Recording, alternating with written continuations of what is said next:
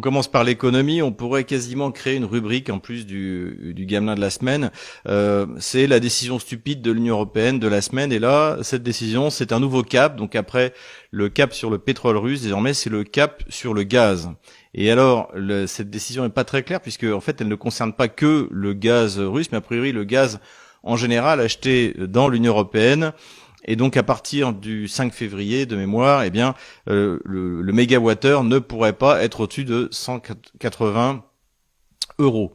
Donc c'est une nouvelle prétention de Bruxelles à vouloir imposer les prix en dehors du marché. Donc ce qui bien sûr ne fonctionnera pas. D'ailleurs je vous renvoie à l'excellente interview sur Russia Today. Donc il vous faudra un VPN de Philippe Béchade où il explique que de toute manière 180 euros c'est déjà beaucoup trop cher par rapport à l'année dernière en 2021 où on devait être autour de 40 de mémoire, et que de toute manière à 120 euros les entreprises déjà arrêtent d'acheter du gaz. Donc la seule solution, c'est pas d'imposer un prix qui de toute manière ne pourra pas être obtenu, c'est de recourir au marché et d'augmenter le volume de gaz disponible. Et ça, on peut le faire en arrêtant les sanctions contre la Russie, en cessant d'acheter du gaz aux États-Unis 4 fois plus cher, et en s'appuyant sur ces contrats de long terme qui nous ont permis pendant des années d'avoir du gaz pas cher. Voilà. Donc première chose à faire, déjà déclarer que évidemment c'est pas la Russie qui a fait sauter Nord Stream 1 et 2.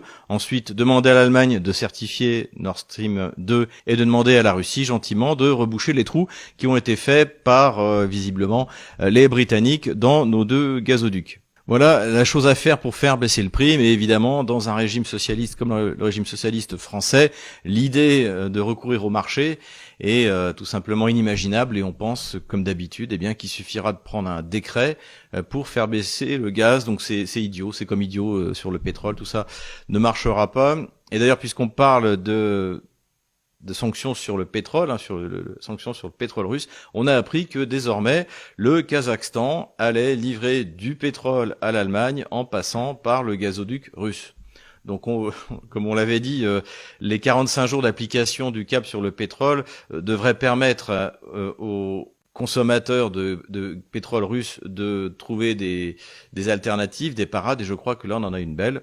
Donc tout va bien de ce côté-là. Toujours en ce qui concerne l'augmentation du prix de l'énergie, la Chine semble sortir de ses covideries, puisque ces confinements, ces limitations qui avaient été mises en place et qui perduraient jusqu'à aujourd'hui, suite aux manifestations en Chine, sont en train d'être abandonnés. Alors évidemment, comme tous ces gens-là ont été isolés, ça provoque une flambée épidémique, mais ça devrait tôt ou tard passer.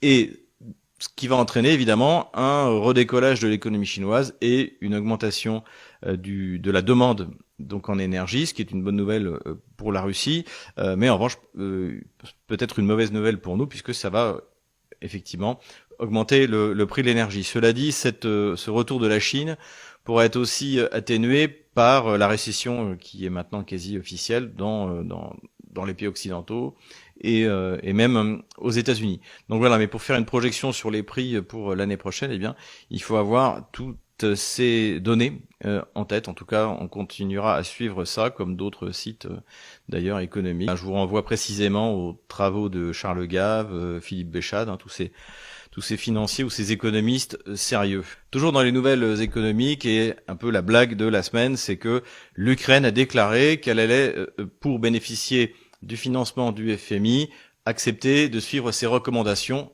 et notamment la lutte contre la corruption. Donc ça fait en gros depuis 2014 que ça dure, donc évidemment que l'Ukraine n'en a absolument rien à faire de lutter contre la corruption. De toute manière, cette guerre a été organisée par les oligarques pour les oligarques, et une bonne partie de l'aide qui est envoyée à Kiev est évidemment détournée. Donc on est, encore une fois, dans le déclaratoire, et ça ne mènera à rien.